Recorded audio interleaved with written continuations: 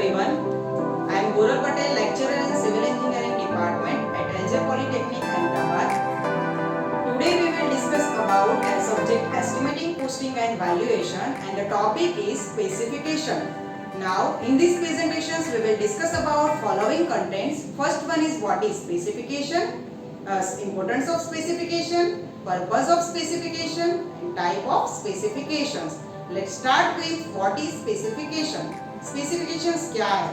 The specification is detailed descriptions of the quality of materials and workmanships required to complete an engineering project in accordance with its drawings and details is known as the specifications. Now specifications describe the products, materials, work required by the construction contract. Specification में describe किया होता है product के related जो details है वो, material कौन कौन सा चाहिए हमें कोई भी आइटम ऑफ वर्क के लिए वो, और कैसे उसको करना है पूरे वर्क को, वो सब डिटेल्स में दिया होता है ना। स्पेसिफिकेशंस में क्या इंक्लूड नहीं होता है, तो स्पेसिफिकेशन में कॉस्ट, क्वांटिटी और ड्रॉन इन्फॉर्मेशन इंक्लूड नहीं होती है। इसका मतलब कि उसमें कोई भी क्वांटिटी कैसी है उसके रिलेटेड कोई मटेरियल की नहीं दी हो, चाहे इन्फॉर्मेशंस और ड्राइंग के रिगार्डिंग कोई इन्फॉर्मेशंस नहीं दी होती, तो ऐसे स्पेसिफिकेशंस में ये सब इंक्लूड नहीं होता है। Now next, the specification shows the following details.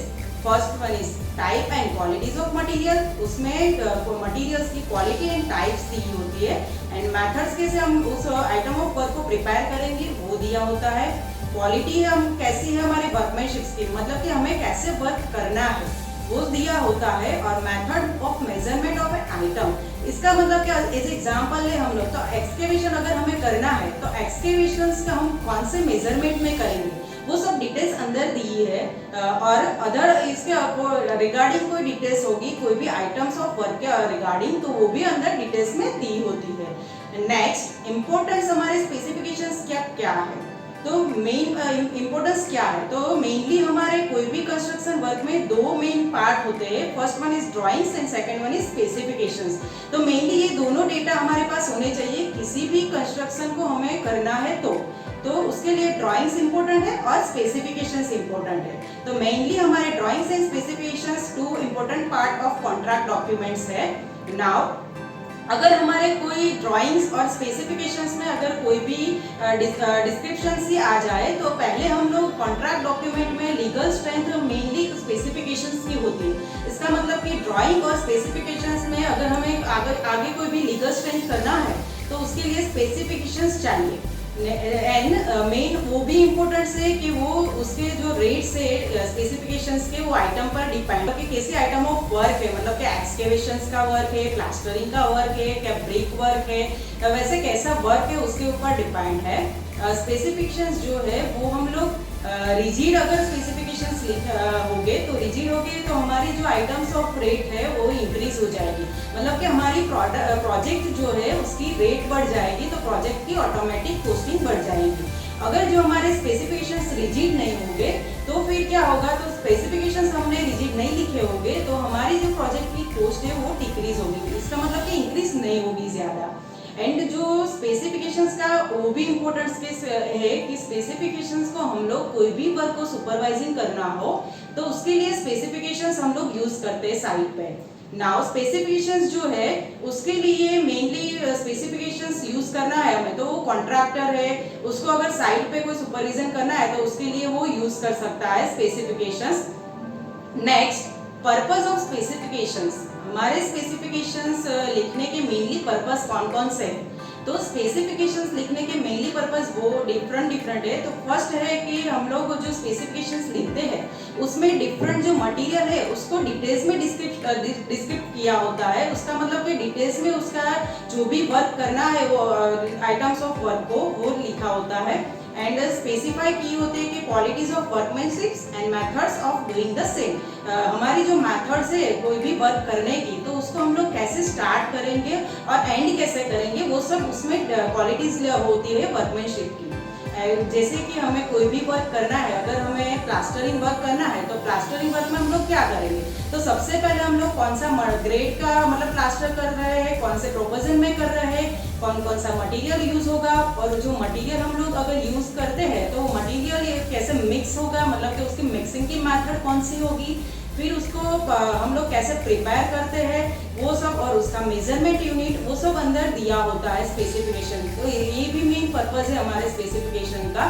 और जो स्पेसिफिकेशंस है उसके लिए मतलब उसमें से हम लोगों को क्लियरली कोई भी आइटम ऑफ वर्क करना है तो उसके क्लियरली डेटा हम लोगों को मिल जाते हैं, तो इसके लिए कोई अलग से ड्राइंग्स की रिक्वायरमेंट नहीं होती। एंड देन स्पेसिफिकेशंस जो है बहुत हेल्पफुल होते हैं कॉन्ट्रैक्टर को, क्योंकि उसको कोई भी टेंडर फिल करना हो तो उसमें से इजीली वो रेट फिल कर सकता है।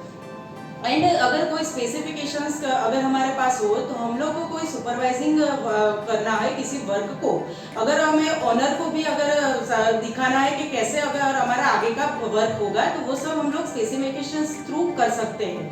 एंड स्पेसिफिकेशंस जो है वो मेनली आर्बिट्रेशन जैसा वर्क करता है।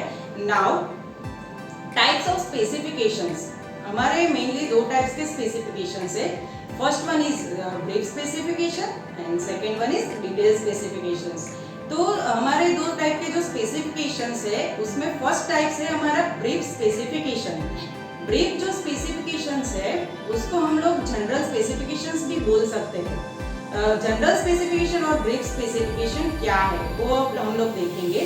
तो ब्रीफ स्पेसिफिकेशंस में क्या दिया होता है, तो the nature and class of the work out material in general terms to be used in the various part of the work from the foundation to superstructure. इसमें क्या है कि फाउंडेशन टू सुपरस्ट्रक्चर जो भी हम लोगों को कंस्ट्रक्शन साइट पे वर्क करते हैं उसका ब्रीफ में डिस्क्रिप्शन दिया होता है स्पेसिफिकेशंस में।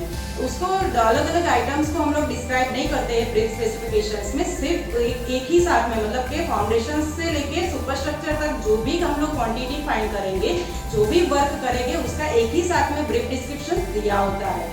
ओनली ब्रीफ डिस्क्रिप्शन जो है वो ईच एंड एवरी आइटम्स उसमें गिवन होती है। एंड जो डिटेल्स मतलब ब्रीफ स्पेसिफिकेशंस हमारा है वो यूजफुल होता है एस्टिमेटिंग निकालने के लिए कोई भी प्रोजेक्ट के। जो ब्रीफ स्पेसिफिकेशंस है वो कॉन्ट्रैक्ट डॉक्यूमेंट का पार्ट नहीं है। इसका मतलब कि हम लोग कोई भी कॉन्ट्रैक्ट डॉक्यूमेंट हमें सबमिट करना हो तो उसमें हम ब्रीफ स्पेसिफिकेशन सबमिट नहीं कर सकते हैं। सेकेंड हमारा स्पेसिफिकेशन है डिटेल स्पेसिफिकेशन। डिटेल स्पेसिफिकेशन क्या है, तो डिटेल स्पेसिफिकेशन जो है वो कोई भी हमारी पर्टिकुलर वर्क है उसका डिटेल में डिस्क्रिप्शन दिया होता है, उसको बोलते हैं हम लोग डिटेल डिस्क्रिप्शन। इसका मतलब है कि हमें जो भी वर्क करना है उसकी क्वालिटी कैसी है, उसमें कितनी क्वांटिटी में मटेरियल यूज होगा, कौन कौन सा प्रोपोजल्स हम लोग यूज करते हैं और प्रिपरेशंस कैसे करते हैं, हमारे स्टार्टिंग से लेके एंड तक हमारा वर्क वो सब अंदर दिया होता है डिटेल स्पेसिफिकेशंस में।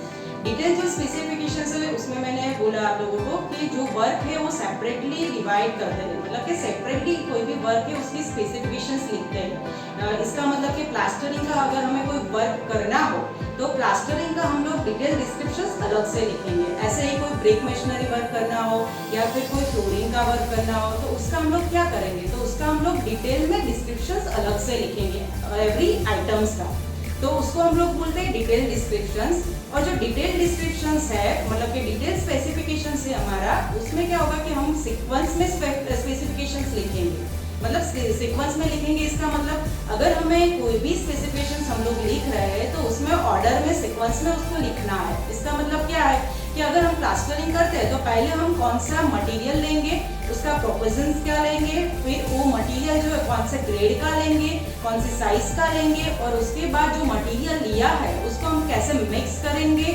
और सब मतलब कि सीक्वेंस में हमें लिखना है। ऐसा नहीं लिखना है कि पहले हम कोई वर्क लिखे और बाद में जो दूसरा स्टेप्स आता है वो नहीं लिखे, तो हमें सीक्वेंस में सारी डिटेल्स लिखनी पड़ती है डिटेल स्पेसिफिकेशंस में। अब मैंने आपको बोला कि जो ब्रीफ स्पेसिफिकेशंस है वो कॉन्ट्रैक्ट डॉक्यूमेंट का पार्ट्स नहीं है। अब जो डिटेल हमारा स्पेसिफिकेशन है वो कॉन्ट्रैक्ट डॉक्यूमेंट का पार्ट है। इसका मतलब कि अगर हमें कोई भी डेटा सबमिट करना हो तो उसके लिए हम लोग जो स्पेसिफिकेशंस देंगे वो होंगे डिटेल स्पेसिफिकेशंस, वो ही हम लोग सबमिट कर सकते हैं। नेक्स्ट क्या है, तो नेक्स्ट है प्रिंसिपल्स ऑफ राइटिंग स्पेसिफिकेशन। कौन कौन से प्रिंसिपल है अगर हमें स्पेसिफिकेशंस लिखना हो तो हम लोगों को क्या ध्यान रखना है वो है, तो डिफरेंट प्रिंसिपल्स हमें ध्यान रखने होते हैं। फर्स्ट जो प्रिंसिपल है हमारा वो है सब्जेक्ट मैटर, वो मेन है हमारा, क्योंकि हमें कोई भी हम लोग स्पेसिफिकेशंस लिखते हैं तो उसमें क्या करते हैं कि कोई भी स्पेसिफिकेशन से डिटेल्स लिखते हैं तो उसको हमने फुल्ली मतलब कि फुल्ली डिस्क्राइब करना है। फुल्ली डिस्क्राइब करना है इसका मतलब कि जो भी हमें डेटा मतलब कि जो भी वर्क करना है उसका डिटेल में डिस्क्रिप्शंस लिखना है। सेकेंड है ग्रामर। तो ग्रामर में क्या है कि अगर हम कोई भी सेंटेंस लिखते हैं तो वो सेंटेंस स्पेसिफिकेशंस में कैसे लिखेंगे, तो स्पेसिफिकेशन में शुड बी करके लिखेंगे, should be clearly in concise for avoiding repetitions and usual unusual words. मतलब कि कोई भी रिपीटेशंस हम लोग नहीं करेंगे। अगर कोई भी वर्ड का स्पेसिफिकेशन लिख रहे हो हम लोग तो उसमें हम लोग रिपीटेशंस नहीं करेंगे। और जो भी सेंटेंस लिख रहे हैं वो शॉर्ट में होना चाहिए, सिंपल होना चाहिए कि सामने वाले को इजीली समझ में आए। जो नेक्स्ट हमारा प्रिंसिपल है वो है मीनिंग। अगर हम लोग कोई भी अंदर कोई भी वर्ड लिख रहे हैं या तो कोई भी सेंटेंस लिख रहे हैं तो उसके मीनिंग प्रॉपर होने चाहिए। मतलब कि सामने वाले पर्सन जो अगर इस स्पेसिफिकेशंस को पढ़े तो उसको इजीली वो समझ में आ जाए। नेक्स्ट जो है वो एब्रीवेशन है। अब एब्रीवेशंस मीन्स कि हमारे जो भी शॉर्ट फॉर्म बनते हैं किसी भी वर्ड के, तो वो जो स्टैंडर्ड शॉर्ट फॉर्म बनते हैं वो ही हम लोग यूज कर सकते हैं। उसके अलावा हम किसी भी वर्ड का शॉर्ट फॉर्म नहीं बना सकते। जैसे कि आरसीसी वर्क है तो आरसीसी को अगर हमने शॉर्ट फॉर्म में लिखना है, फुल हम रेनफोर्स सीमेंट कंक्रीट नहीं लिख सकते, तो हम शॉर्ट में आरसीसी लिख सकते हैं क्योंकि उसका स्टैंडर्ड है कि शॉर्ट फॉर्म है कि आरसीसी। तो ऐसे एब्रीवेशन में भी हम लोग ध्यान रखेंगे जब स्पेसिफिकेशंस हम लोग लिख रहे हो तब। नेक्स्ट है एक्यूरेसी। तो एक्यूरेसी में क्या है कि अगर हमें कोई भी हम लोग स्पेसिफिकेशंस लिख रहे हैं तो उसमें हम लोग जो भी डेटा लिख रहे हो वो कंप्लीट होने चाहिए। कंप्लीट नहीं होगी इंफॉर्मेशंस तो हम लोग आगे वो सबमिट नहीं कर सकते या तो उसके थ्रू हम सुपरवाइजिंग नहीं कर सकते। तो हमें जो डेटा हम लोग लिख रहे हैं उसकी इंफॉर्मेशंस कंप्लीट होनी चाहिए। फेयरनेस, तो हमारे जो स्पेसिफिकेशंस है शुड बी फेयर, वो फेयर होने चाहिए। नेक्स्ट है clauses of the specification. Specification में हम लोग जो भी क्लोजेस लगते हैं वो मेनली ऑर्डर में होने चाहिए, मतलब कि सीक्वेंस में होने चाहिए। और जो भी हमने क्लोजेस जैसे भी उसके अरेंज किए वो सीक्वेंस में अरेंज होने चाहिए। नेक्स्ट हमारा जो प्रिंसिपल है वो है वर्कमैनशिप।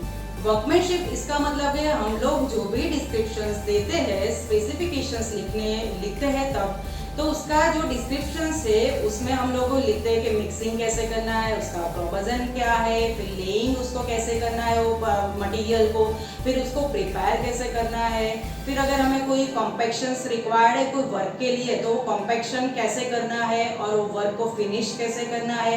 अगर वर्क कंप्लीट हो जाए हमारा तो उसके बाद हम लोग उसको क्या करते हैं, क्योरिंग करते हैं। तो क्योरिंग कैसे करना है वो सब की डिटेल में वर्कमैनशिप दी होती है, तो उसका ध्यान रखना है कि वो सीक्वेंस में होनी चाहिए। लास्ट जो है प्रिंसिपल हमारा वो है टूल्स एंड प्लांट्स। तो टूल्स एंड प्लांट्स हम लोग को जो भी वर्क के लिए जो भी टूल्स चाहिए या तो कोई भी हमें प्लांट अगर साइड पे लगाना हो तो उसकी हम लोग डिस्क्रिप्शन स्पेसिफिकेशंस में लिखेंगे कि अगर ये वर्क है तो उसके लिए ऐसा प्लांट चाहिए और ये इक्विपमेंट चाहिए। तो वो भी प्रिंसिपल जब लिखते हैं हम लोग स्पेसिफिकेशंस तब ये प्रिंसिपल भी ध्यान रखना पड़ता है। Here I am giving you link for multiple choice questions to evaluate your knowledge gain from this video session. Thank you.